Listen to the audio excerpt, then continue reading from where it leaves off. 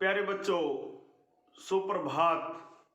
आओ हिंदी व्याकरण और हिंदी भाषा सीखें कार्यक्रम में आप सबका हार्दिक स्वागत है। प्यारे बच्चों, आज की हमारी कविता है हम पंछी उन्मुक्त गगन के, जिसे NCERT द्वारा कक्षा 7वीं के पाठ्यक्रम में शामिल किया गया है। प्यारे बच्चों, इस कविता की सप्रसंग व्याख्या प्रारंभ करने से पहले आइए इसके कवि के बारे में थोड़ा जान लेते हैं। प्यारे बच्चों, हम पंछी उन्मुक्त गगन के कविता के कवि हैं शिव मंगल सिंह सुमन जी। डॉक्टर शिव मंगल सिंह सुमन का जन्म सन 1916 में उत्तर प्रदेश के उन्नाव जिले के झगरपुर गांव में हुआ था। आपने काशी विश्वविद्यालय से MA और D.Litt की उपाधियां प्राप्त की थी। कुछ वर्षों तक आप माधव कॉलेज उज्जैन में हिंदी के प्राध्यापक रहे। कुछ समय आप भारत सरकार की ओर से नेपाल में भारतीय दूतावास में विशेष अधिकारी रहे। वहां से लौटने के बाद आपने माधव कॉलेज उज्जैन के प्राचार्य पद पर भी कार्य किया। आपने कुछ समय तक विक्रम विश्वविद्यालय उज्जैन के कुलपति पद पर भी कार्य किया। आप उत्तर प्रदेश हिंदी संस्थान के कार्यकारी अध्यक्ष भी रहे। प्यारे बच्चों, आधुनिक काव्य धारा के महत्वपूर्ण कवियों में सुमन जी का प्रमुख स्थान है। उन्होंने अनेक काव्य संग्रह प्रकाशित करवाए हैं, जिनमें हिलोल, जीवन के गान, प्रलय, सृजन, विश्वास बढ़ता ही गया, पर आंखें भरी नहीं प्रमुख हैं। प्यारे बच्चों, आइए आज की कविता की सप्रसंग व्याख्या प्रारंभ करते हैं।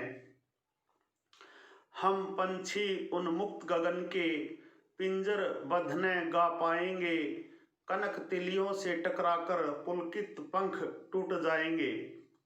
प्यारे बच्चों, इस पद्यांश के शब्दार्थ देख लीजिए। पंछी पक्षी, उन्मुक्त खुला बंधन रहित, पुलकित प्रसन्नता से भरे, कनक सोना। आप इस पद्यांश का प्रसंग इस प्रकार लिखेंगे कि प्रस्तुत पद्यांश हमारी पाठ्य पुस्तक वसंत भाग 3 में संकलित कविता हम पंछी उन्मुक्त गगन के से लिया गया है। इसमें कवि पक्षियों के माध्यम से स्वतंत्रता की बात कर रहा है कि गुलामी की अपेक्षा तो मर जाना ही अच्छा होता है। प्यारे बच्चों, इन पंक्तियों में कवि पक्षियों की ओर से कह रहा है हम पंछी उन्मुक्त गगन के पिंजर बद्ध न गा पाएंगे। कवि इन पंक्तियों में पक्षियों की ओर से कह रहा है कि हमारा बसेरा खुला आसमान है, हम उसमें उड़ते हुए ही खुशी के गीत गा सकते हैं। यदि हमें पिंजरे में बंद कर दिया जाए तो हम चहचहाना भूल जाएंगे। कनक तिलियों से टकराकर पुलकित पंख टूट जाएंगे। स्वतंत्रता पाने की इच्छा में प्रसन्नता से भरकर हमारे कोमल पंख सोने की सलाखों से आज़ादी के लिए टकरा टकरा कर टूट जाएंगे। प्यारे बच्चों, खुले वातावरण में रहने वाले पक्षियों को यदि पिंजरे में बंद कर दिया जाए तो वे अपना स्वाभाविक रूप खो बैठते हैं। भाषा सहज, सरल और सरस है। अगले पद्यांश को देखिए। हम बहता जल पीने वाले मर जाएंगे भूखे प्यासे, कहीं भली है कटुकनी बोरी कनक कटोरी की मैदा से। प्यारे बच्चों, इन पंक्तियों में कवि पक्षियों की ओर से कह रहा है कि हमें बहता हुआ जल पीना पसंद है। पिंजरे में बंद होकर तो हम भूखे प्यासे मर जाएंगे। पिंजरे में रहकर सोने की कटोरी में मिलने वाले दाने से अच्छा उन्हें कड़वी नीम का फल लगता है। प्यारे बच्चों, कवि का भाव यह है कि पिंजरे में मिलने वाली सुविधाओं से अच्छा उन्हें नीम का कड़वा फल लगता है। वे आज़ाद रहकर अपने अस्तित्व की सुरक्षा कर सकते हैं। पिंजरे में रहकर तो वे भूखे प्यासे मर जाएंगे, ऐसा पक्षियों का मानना है। प्यारे बच्चों, अगले पद्यांश को देखिए।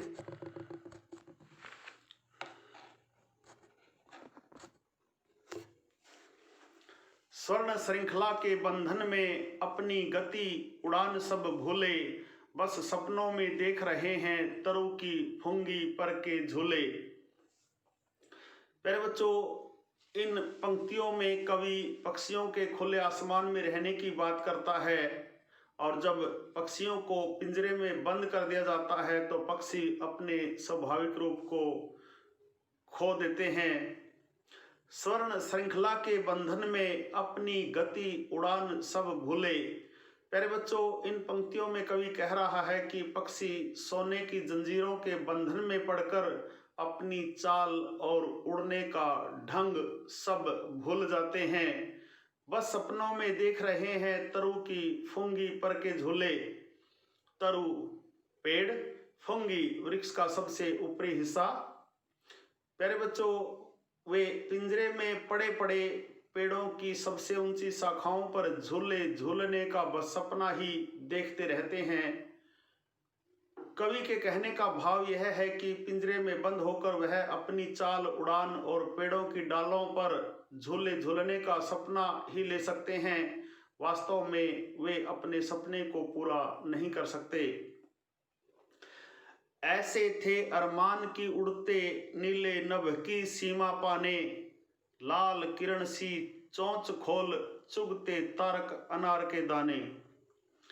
प्यारे बच्चों, अरमान, इच्छाएं, नभ आसमान, तारक तारे। प्यारे बच्चों, इस पद्यांश में कवि कह रहा है कि पक्षियों की इच्छा खुले नीले आसमान में उड़ने की थी। उड़ते हुए वे आसमान की सीमा को छूना चाहते थे। वे अपनी चोंच से अनार के दानों रूपी आसमान के तारों को चुगना चाहते थे। ऐसे थे अरमान की उड़ते नीले नभ की सीमा पाने।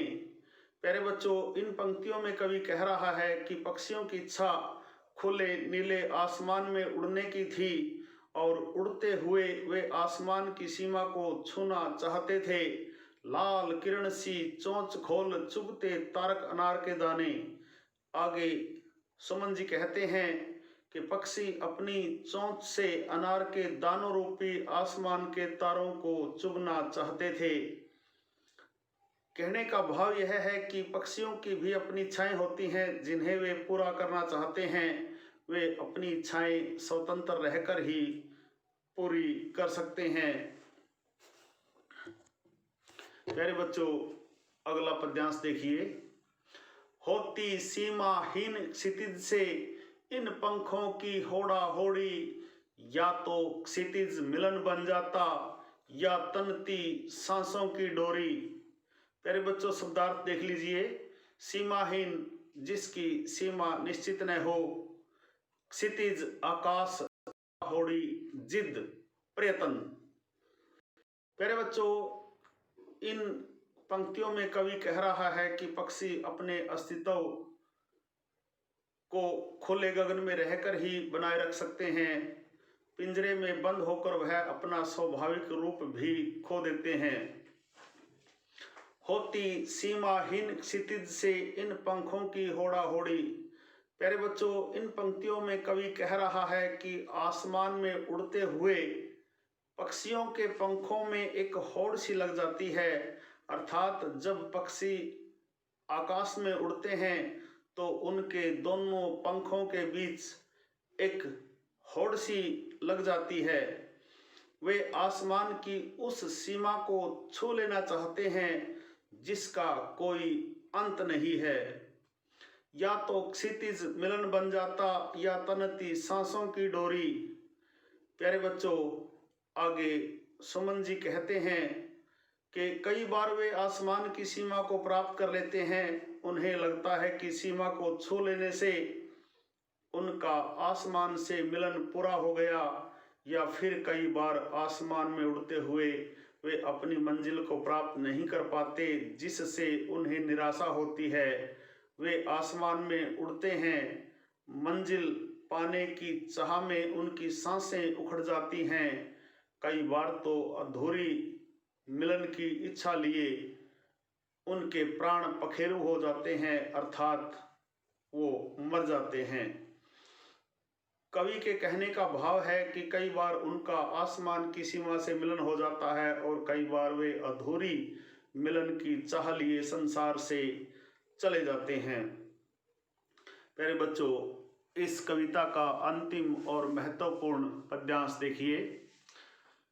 नीड़ न दो चाहे टहनी का, नीड़ न दो चाहे टहनी का, आश्रय छिन्न भिन्न कर डालो, लेकिन पंख दिए हैं तो आकुल उड़ान में विघन न डालो। प्यारे बच्चों, इस पद्यांश के शब्दार्थ देख लीजिए।